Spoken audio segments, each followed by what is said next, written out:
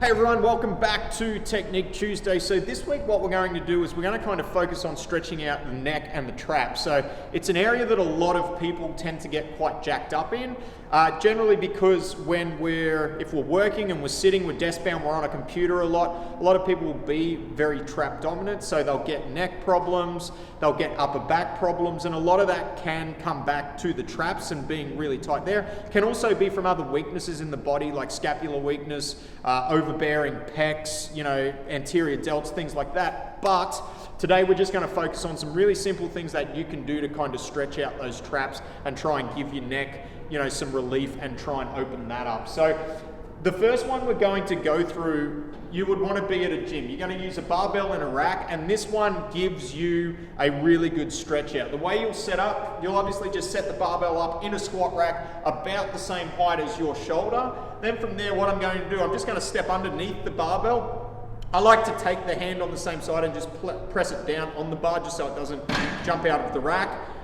And I'm just going to position that. I'm going to start with it positioned at the base of my trap, so kind of where my collarbone comes up and meets my shoulder there. And all I'm going to do is I'm going to put as much pressure as I can bear down there. Okay, I'm going to start with my head toward my ear towards that shoulder, as much pressure as I can bear. And then from there, there's a few different things I can do. I can move my head away. Okay, get a nice big stretch out. Breathe into that bottom position. Try and stretch out a little bit more as you do it.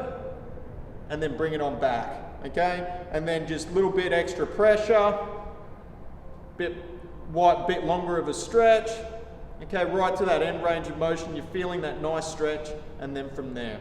The other thing I can do is I can make that a dynamic stretch, so just moving, just little slight movements. I'm not trying to give myself a neck crank and really rip my ear over to my opposite shoulder, but I'm just moving, getting a little bit of tension on the way through, trying to increase that end range of motion. The good thing about this is what we can also do if we want to feel a stretch throughout a different part of our trap or our neck, we can just slightly move the angle that we're on there, and we can also move our chin up and down, which is just going to move that stretch around to the different part of our neck around the outside.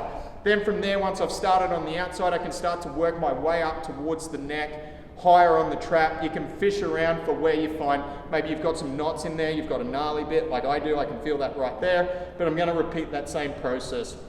I can either do it as a hold, 30 seconds, really breathing into that end range of motion, then bringing it back and then repeat again, or I can make it a little bit more dynamic, just moving around, trying to open that up as I do it. So this is option one. This is obviously providing you have a barbell in the rack. It will help kind of loosen out those traps, loosen out that neck. Option number two, you can do this at home, and I believe we've been through this on some of our other Technique Tuesday videos. If you check out our sitting series, I believe I went through it on here, but this one's a bully stretch. So I'm just using the upright on the pull-up rig.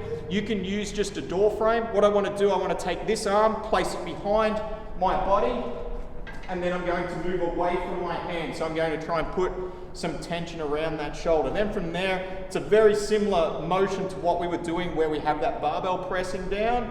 Okay, I'm just going to move my shoulder to the outside, and again, I can either stretch, breathe into it, then release, then repeat, or I can make it a bit more of a dynamic stretch. For this one, moving your chin up and down is good because it's just going to move that stretch all the way outside your neck, kind of to the front and then around to the back. And you'll do that. For that, if I'm going to do it, I'm going to do about a 30-second hold each side. This is for both movements. Okay, and then I'll change to the other side.